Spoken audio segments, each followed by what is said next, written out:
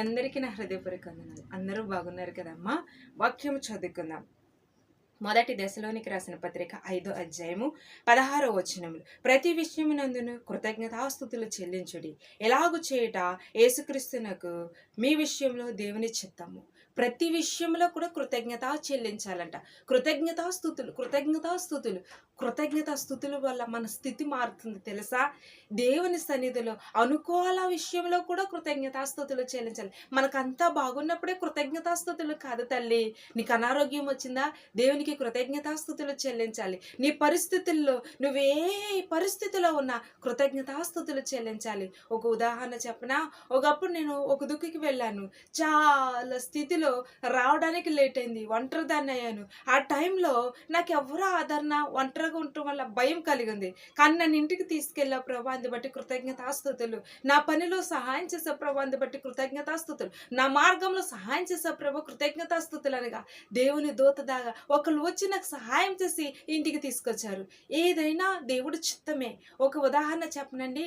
ఒక చిన్న ఉదాహరణ చూద్దాం. ఒక రాజుగారు, నా దేశాన్ని పరిపాలించే రాజుగారి, ఆయన గురించి మనకు తెలుసు. ఆయన దగ్గర ఎలాగా మంత్రులు ఉంటారు.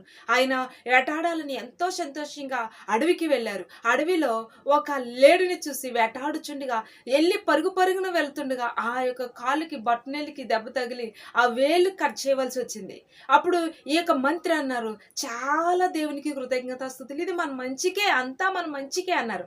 చాలా కోపం వచ్చింది రాజుగారికి. చూసారా, నేను ఇలా బాధపడుతుంటే అతను ఎంత సంతోషపడుతున్నాడో అనుకుని అతన్ని జైల్లో వేయమన్నారు, లేకపోతే సరసాల్లో వేసేయమన్నారు.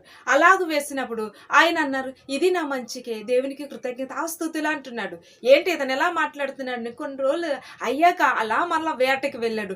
లేడిని వేటాడుచుండగా కొందరు ఆ అడవిలో ఉన్న రాజులు, అడవిలో ఉన్న వారి దేవతకు మొక్కి ఇవ్వాలని గబగబా ఒక మనిషిని వెతుకుచున్నారు. క్రొత్త వ్యక్తి కావాలంటున్నారు. ఈయన్ని చూశారు. ఈయన్ని ప్రేమించి పట్టుకుని ఈయన చేతులు కాళ్ళు బంధించి బలి ఇవ్వడానికి వారి దేవతకు సిద్ధం చేశారు. సిద్ధం చేసినప్పుడు వారిలో ఒక అతను అన్నాడు, వారు రాజు ఏమన్నాడంటే, అతనికి అన్ని అవయవాలు సరిగ్గా ఉన్నాయా లేవో చూడు అన్నారు. అప్పుడు బట్టను వెళ్ళి లేవంటండి.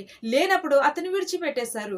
అప్పుడు అర్థమైంది రాజుకి, అనుకూల విషయంలో, ప్రతికూల విషయంలో, మంచి విషయంలో, కాని విషయంలో కూడా కృతజ్ఞతలు చెల్లించాడు కదా, ఆ వ్యక్తిని వెంటనే తీసుకురండి అని అన్నాడంట. అన్నప్పుడు ఆ వ్యక్తి వచ్చి దాసుడిని జ్ఞాపకం చేసుకున్నారే అని అడిగినప్పుడు, నువ్వు నీ దేవునికి కృతజ్ఞతాస్తుతులు చెల్లించి అంతా మన మంచికే అన్నావు, ఇప్పుడు నీకు మంచి ఏమైంది అన్నారు. నీతో వచ్చుంటే నన్ను కూడా తీసుకెళ్ళి బలి చేదురు కదా, మీకు అన్ని అవయవాలు ఒక వేలు లేదు, నాకు అన్ని అవయవాలు ఉన్నాయి కాబట్టి నేను రాకపోవటం నాకు మంచిది, మేలైంది అంటున్నారు. చూసారా, మన అనుకూలంలో కూడా కృతజ్ఞత కలిగి చేస్తే మన బ్రతుకులో దేవుడి కార్యం చేస్తాడు.